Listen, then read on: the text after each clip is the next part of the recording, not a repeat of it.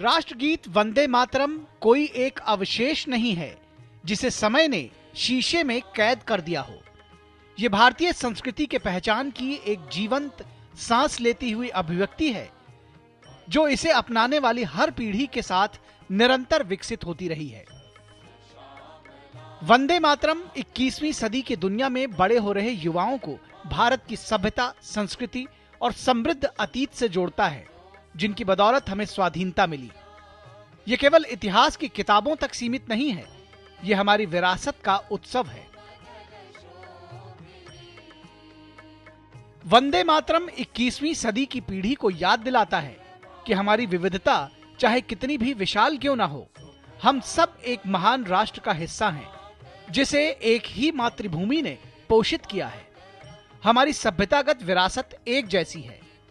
आज जब 21वीं सदी के भारतीय युवा वंदे मातरम गाते हैं, तो वे केवल उन शब्दों का उच्चारण नहीं कर रहे होते जिन्हें उनके पुरखों ने स्वतंत्रता संग्राम के दौरान गाया था,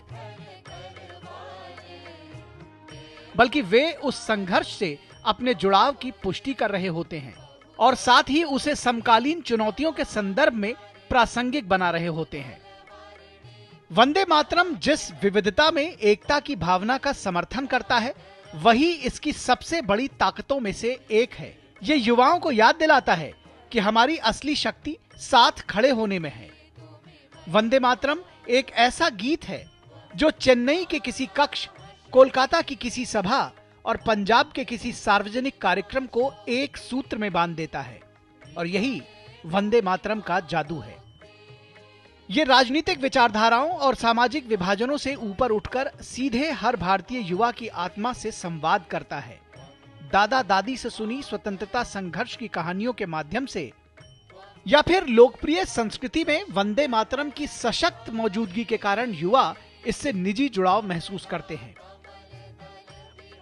वंदे मातरम युवाओं में वो भावनात्मक गहराई प्रदान करता है जो सिर्फ एकता की मांग ही नहीं करता, बल्कि उनके साथ अपनापन जगाता है।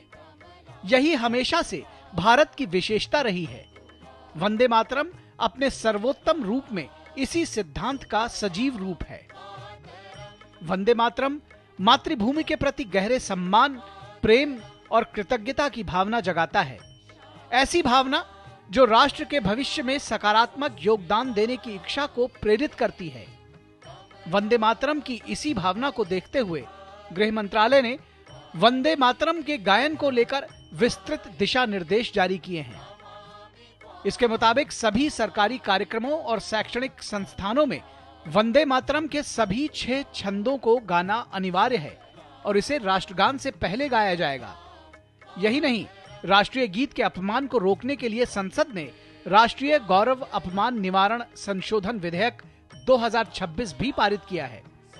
इस तरह राष्ट्रीय गीत वंदे मातरम समाज और युवाओं के लिए एक भावनात्मक और आध्यात्मिक जुड़ाव है जो उन्हें विकसित भारत के निर्माण के लिए प्रेरित करता है।